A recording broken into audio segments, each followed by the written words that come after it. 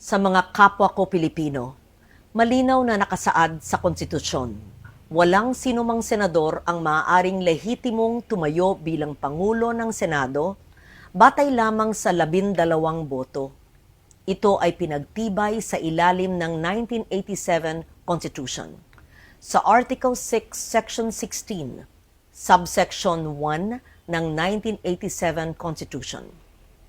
The Senate shall elect its president by a majority vote of all its members. Ang ibig pong sabihin, makakapaghalal lamang ng isang Senate President kung makakuha siya ng mayoryang boto ng lahat ng miyembro ng Senado.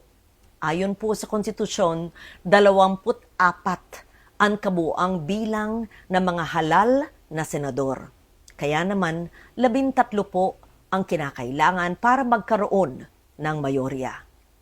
Nakalagay din sa alituntunin ng Senado, sa Rule 2, Section 2, na the officers of the Senate shall be elected by the majority vote of all its members.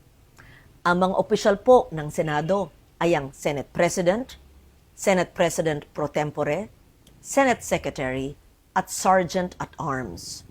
Hango at nakabase po sa ating konstitusyon ang mga alituntunin ng Senado, kung kaya't tulad sa Senate President, boto rin ng mayorya ng lahat ng miyembro ng Senado ang kinakailangan upang magtalaga ng Senate President pro tempore, Senate Secretary, at Sergeant at Arms. Malinaw, 13 boto ang kailangan.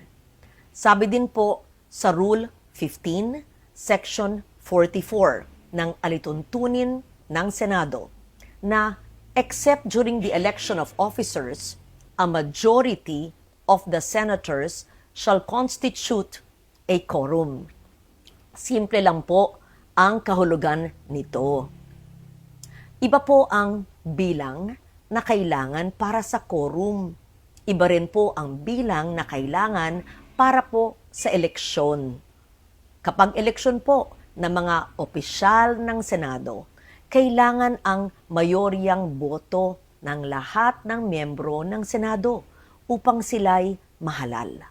Kaya naman, sa kabila ng aking paggalang sa aking mga kasamahan, labag sa konstitusyon at alituntunin ng Senado ang nangyaring pagtatalaga ng Senate President pro tempore, Senate Secretary, at Sergeant at Arms dahil 12 senador lamang ang nasa plenaryo na bumoto.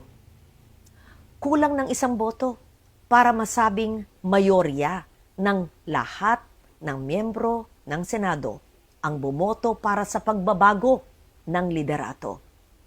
Samantala po, sa chairmanship naman ng mga komite ng Senado, malinaw din ang saligang batas sa ilalim ng Article 6, Section 16, Subsection 2, kung saan sinabi na, a majority of each house shall constitute a quorum to do business. Ibig sabihin po, 13 senador din ang kinakailangan na kabilang sa sesyon ng Senado upang makagawa ng anumang opisyal na gawain o quorum, kung kaya't labag din po sa konstitusyon ang naganap na pagdeklarang bakante at pagtatalaga ng mga chairperson sa mga ilang komite. Madalas pong binabanggit ang mga nasa minorya ang kasong Avellino versus Cuenco upang palabasing lehitimo ang naganap na takeover sa Senado. Pero hindi po maaring gawing shortcut ang Avellino upang pababain ang bilang ng mga senador na kailangan para sa quorum, sa eleksyon, at para magkaroon ng reorganization sa Senado.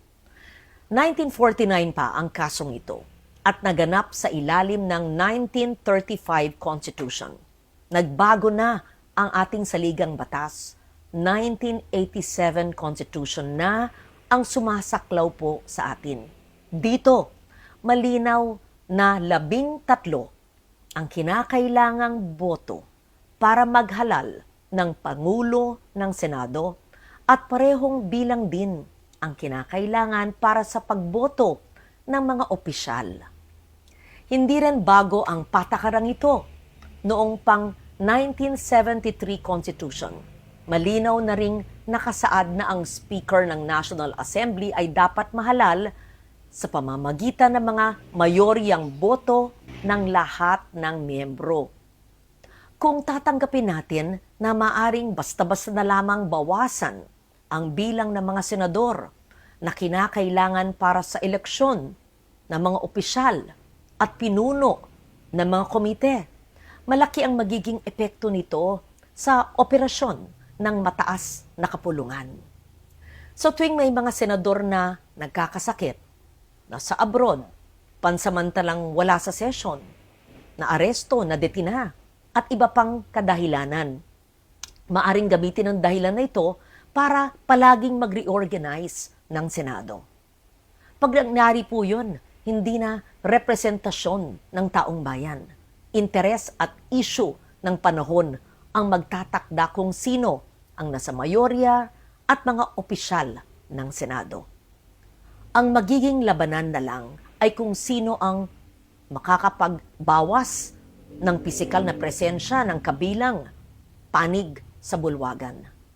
Dapat manatiling representasyon, interes ng nakararami, performance ng bawat isa, at issue ng panahon ang batayan kung sino ang magiging mayorya at pinuno ng Senado. Ang konstitusyon, ang gabay ng ating demokrasya. Ito ang dapat nating ipaglaban para sa Senado, para sa ating mga institusyon, at higit sa lahat, para sa bawat Pilipino. Si Loren Legarda po, ang inyong Senate President pro tempore. Maraming salamat.